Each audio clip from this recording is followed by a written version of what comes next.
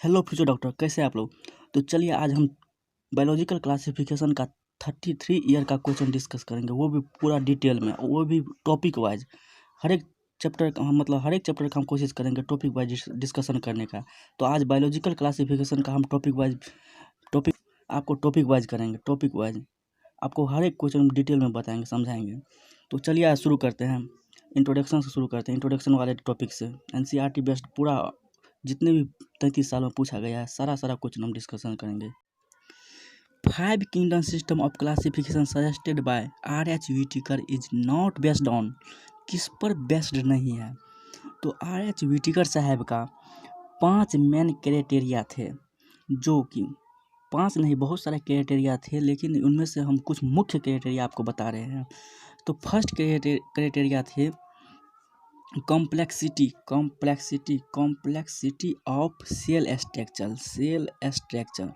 इसमें आपको cell structure complexity of cell structure का मतलब क्या हुआ, इसमें प्रोकैरियोटिक और यूकैरियोटिक को अलग अलग सेपरेट करके रखा गया था, प्रोकैरियोटिक और यूकैरियोटिक को। और सेकेंड था स्ट्रक्चर ऑफ बॉडी ऑर्गेनाइजेशन, यानी कि कौन सी बॉडी मल्टी सेलुलर है, कौन सी यूनिसेलुलर है। थर्ड थे न्यूट्रिशनल मोड ऑफ न्यूट्रिशन, कौन सी न्यूट्रिशन यानी कि हेट्रोट्रॉफिक है कि ऑटोट्रॉफिक है कि सेप्रोफैटिक है। हेट्रोट्रॉफिक का मतलब यह हुआ कि मतलब दूसरों से अपना भोजन प्राप्त करना, ऑटोट्रॉफिक मतलब खुद से भोजन बना लेना। तो इस मतलब यही सब क्राइटेरिया थी। थर्ड बता दिए। 4 क्राइटेरिया थी इकोलॉजिकल लाइफ स्टाइल यानी कि प्रोड्यूसर है कि डिकम्पोजर है कि या कंज्यूमर है। 5 थी मेन क्राइटेरिया फाइलोजेनेटिक रिलेशन मतलब कि इवोल्यूशन के साथ कनेक्ट करना, इवोल्यूशनरी रिलेशनशिप यही। लेकिन इसमें कहीं भी आपको दिखा कि रिप्रोडक्शन के आधार पर, मोड ऑफ रिप्रोडक्शन के आधार पर मतलब किंगडम को बंटवारा किया, कहीं नहीं दिखा आपको। मतलब रिप्रोडक्शन इसका मेन मकसद ही नहीं था। तो इसलिए क्या पूछ रहा है, नॉट बेस्ड ऑन किस पर बेस्ड नहीं है, तो मोड ऑफ न्यूट्रिशन पर बेस्ड नहीं है। ये क्वेश्चन नंबर 1 का option number B is correct answer. और सब देखिए, प्रेजेंस और absence of a well defined nucleus का मतलब क्या हुआ, मतलब सेल के आधार पर मतलब डिफाइन किया, सेल के आधार पर कि हम बताए थे ना complexity of cell structure, eukaryotic है प्रोकैरियोटिक है। इस सेल का स्ट्रक्चर पर बड़ा क्या न्यूक्लियस है तो यूकैरियोटिक, नहीं न्यूक्लियस है तो प्रोकैरियोटिक। मोड ऑफ रिप्रोडक्शन तो नहीं होगा। मोड ऑफ न्यूट्रिशन पर आधार पर बताया कि ऑटोट्रॉफिक है कि हेट्रोट्रॉफिक है कि सेप्रोफैटिक है। मोड ऑफ न्यूट्रिशन ये भी डिस्कस किए थे व्हिटेकर साहब। कॉम्प्लेक्सिटी ऑफ बॉडी ऑर्गेनाइजेशन मतलब क्या हुआ कि यूनिसेलुलर है कि मल्टी सेलुलर, ये भी मतलब डिस्कस किए थे व्हिटेकर साहब। यूनिसेलुलर है कि मल्टी सेलुलर है, मतलब सारा चीज़ डिस्कशन किए, लेकिन रिप्रोडक्शन के आधार पर ये बंटवारा नहीं किए थे। तो not based on the mode of reproduction. इससे कुछ और रिलेटेड बातें हम आपको बता देते हैं। 2 किंगडम क्लासिफिकेशन किसने दिए थे, 2 किंगडम कार्लस लिनियस साहब ने दिए थे, जिसमें कि प्लांटी और एनिमलिया को इंक्लूड किया गया था। 3 किंगडम क्लासिफिकेशन अर्लीस्ट हैकल ने दिए थे, जिसमें प्रोटिस्टा को इंक्लूड किया गया। 4 किंगडम कोपलैंड साहब ने दिए थे, जिसमें मोनेरा को लाया गया था। 5 किंगडम R.H. व्हिटेकर साहब ने दिए थे, जिसमें फंजाई को इंक्लूड किया गया। चलिए ये भी आपको कभी पूछा जा सकता है, इसको भी आप याद कर ले, अच्छा रहेगा। तो नेक्स्ट क्वेश्चन की तरफ चलते हैं। Maximum nutrition diversity is found in the group of maximum nutrition diversity is found in the group of maximum nutrition diversity किस में पाया जाता है। अब मैक्सिमम पाया जाता है आपको मोनेरा में पाया जाता है। कैसे, मोनेरा में मतलब बहुत सारे टाइप का मोड ऑफ न्यूट्रिशन होता है, जैसे कि हेट्रोट्रॉप ऑटोट्रॉप मतलब ये खुद से भी अपना भोजन बना लेता है, दूसरे से हेट्रोट्रॉप मतलब दूसरे से ये भोजन दूसरे पर भी डिपेंड रहता है। और सेप्रोफैटिक मतलब सड़े गले पदार्थ से भी अपना भोजन प्राप्त कर लेता है। मतलब मोड ऑफ न्यूट्रिशन सबसे ज़्यादा इसी में है, ऑप्शन सी, सबसे ज़्यादा डाइवर्सिटी इसी में है न्यूट्रिशन का। क्वेश्चन नंबर 3 की तरफ चलते हैं। इन 5 किंगडम क्लासिफिकेशन क्लाइमेडोमोनास एंड कोरेला, मतलब क्लाइमेडोमोनास और कोरेला को किस में रखा गया है। तो सबसे पहले हम जानते हैं क्लैरोमोनास और कोलेरा। ये यूनिसेलुलर यूकैरियोटिक है, यूनिसेलुलर यूकैरियोटिक। तो ये यूनिसेलुलर यूकैरियोटिक को किस में रखा जाता है? प्रोटिस्टा में रखा जाता था, प्रोटिस्टा में रखा जाता है। इससे पहले इसको प्लांटी में रखा गया था, लेकिन जब प्रोटिस्टा किंगडम आया तो इसको प्रोटिस्टा में इंक्लूड किया गया। तो यूनिसेलुलर क्या होना चाहिए? यूनिसेलुलर यूकैरियोटिक, तो प्रोटिस्टा।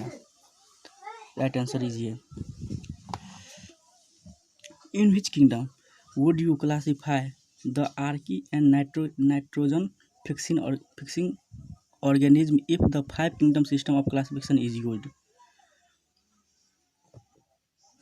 बोला गया 5 किंगडम क्लासिफिकेशन में आर्की और नाइट्रोजन फिक्सिंग ऑर्गेनिज्म को किस में रखा गया? तो इसको मोनेरा में रखा गया, मोनेरा किंगडम, मोनेरा में रखा गया आर्की बैक्टीरिया, और नाइट्रोजन फिक्सिंग बैक्टीरिया को मोनेरा किंगडम में रखा गया था। In 5 kingdom classification system the main basis of classification is structure of nucleus, mode of nutrition, structure of cell wall, sexual reproduction. इसमें किंगडम फंजाई को लाया गया था 5 किंगडम क्लासिफिकेशन में। तो फंजाई को मेन क्राइटेरिया था, उसको न्यूट्रिशन के आधार पर ही बांटा गया था, न्यूट्रिशन के मोड पर ही बांटा गया था। तो मेन 5 किंगडम क्लासिफिकेशन का मेन क्लासिफिकेशन आइडिया यही था कि मोड ऑफ न्यूट्रिशन के आधार पर बांटा गया था। ये क्वेश्चन 2002 में पूछा गया क्वेश्चन है। Question number 6, in 5 kingdom classification system of classification which single kingdom out of the following can included blue green algae, nitrogen fixing bacteria and methanogenic archae bacteria. मतलब ये तीनों किस किंगडम में रखा गया है? ये तीनों पार्ट को किस किंगडम में रखा गया था? तो आपको एनसीईआरटी में डिक्लेयर, एनसीईआरटी आप पढ़ेंगे ना तो बिल्कुल दिया हुआ है, डिक्लेयर दिया हुआ है, इसको मोनेरा किंगडम में रखा गया था। आप एनसीईआरटी पढ़िएगा तो ये तीनों आपको टकराएगा, और ये तीनों आपको समझ में आ जाएगा मोनेरा किंगडम में रखा गया था। Next, blue green algae are included in which of the following group? Blue green algae किस ग्रुप में रखा गया था? Blue green algae Monera kingdom आया था। मोनेरा क्या है? प्रोकैरियोटिक है। मोनेरा क्या है? मोनेरा प्रोकैरियोटिक ऑर्गेनिज्म को रखा गया है। तो इसमें क्या होगा? ब्लू ग्रीन एल्गी में prokaryotic, blue green algae Monera kingdom का पार्ट है। An important criteria for modern day classification is, modern day classification को का मेन क्राइटेरिया क्या था?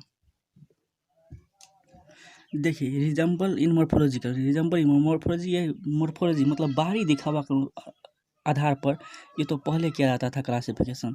एनाटॉमिकल एंड फिजियोलॉजिकल ट्रेड्स, ये एनाटॉमिकल, देखिए एनाटॉमिकल मतलब कि इंटरनल बॉडी पार्ट के आधार पर किसी भी चीज़ को और मतलब क्लासिफिकेशन किया जाता है, क्लासीफाई किया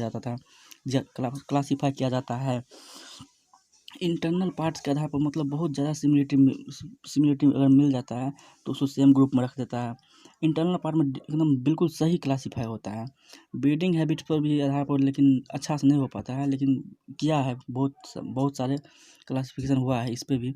प्रेजेंस और एब्सेंस ऑफ नोटोकोड के आधार पर भी किया जाता था क्लासिफिकेशन, लेकिन मॉडर्न डे में एनाटॉमी का ज़्यादा यूज करता है, मतलब इंटरनल बॉडी पार्ट का क्लासिफिकेशन में ज़्यादा यूज किया जाता है। तो ये B option is correct answer. Kingdom Monera, अब टॉपिक नंबर 2 पे चले हैं। किंगडम मोनेरा स्टार्ट करते हैं टॉपिक। मतलब हम टॉपिक पर आप सबको डिटेल में बताएंगे। Match the organism in column first and habit in column second. Halophiles column में, हेलोफिल्स क्या है? हेलोफिल्स मतलब हेलोफिल्स के साल्टी एरिया में पाया जाता है। हेलोफिल्स थर्मोफिल्स का मतलब हॉट स्प्रिंग, थर्मल मतलब हॉट स्प्रिंग में भी पाया जा सकता है। उसका मिथेनोजेंस मतलब जानवर के गट में पाया जाता है methanogens bacteria. Cyanobacteria aquatic environment में पाया जाता है। अब मैच द फॉलोइंग कंप्लीट हो गया। ये एनसीईआरटी में सारा चीज़ दिया हुआ है, एनसीईआरटी देख लीजिएगा आप। देखिए इसका ए का क्या है? 4, एक का 4, बी का 1, देख लीजिए बी का 1, ये option is correct. Next question आपको, which of the following are found in extreme saline condition? मतलब एक्सट्रीम सलाइन कंडीशन में भी, मतलब बहुत सारा कीचड़ वाले स्थान पर भी, मतलब बहुत कीचड़ेला स्थान, मतलब बहुत सलाइन कंडीशन में भी कौन सा जीव पाया जाता है? कौन सा? तो इसमें क्या होगा? You bacteria, cyanobacteria, microbial, Archie bacteria, ये करेक्ट आंसर है। आपको इसके पास एक स्पेशल टाइप ऑफ सेल पाया जाता है जिसके कारण यह सलाइम कंडीशन में भी सर्वाइव कर लेता है। आर्की बैक्टीरिया, ये एनसीईआरटी में दिया हुआ है, मतलब स्पेशल टाइप ऑफ सेल इसमें पाया जाता है आर्की बैक्टीरिया में, जिसके कारण यह सलाइम एक्सट्रीम कंडीशन में भी सर्वाइव कर लेता है। तो चलिए आज के लिए इतना ही। आशा करते हैं आपको वीडियो अच्छा लगा हो तो आप चैनल को सब्सक्राइब लाइक ज़रूर कर लें, ताकि आपको नेक्स्ट वीडियो जब अपलोड करें पूरा डिटेल में अपलोड करेंगे हर एक वीडियो, तो आपको सबसे पहले आपको मेरा वीडियो आपके पास पहुँचे। और हम आपको कोशिश करेंगे कि मतलब हर एक चैप्टर का टॉपिक वाइज मतलब डिटेल में पूरा वीडियो समझाने की कोशिश करेंगे, बिल्कुल डिटेल में। तो चलिए धन्यवाद, पढ़ते रहिए।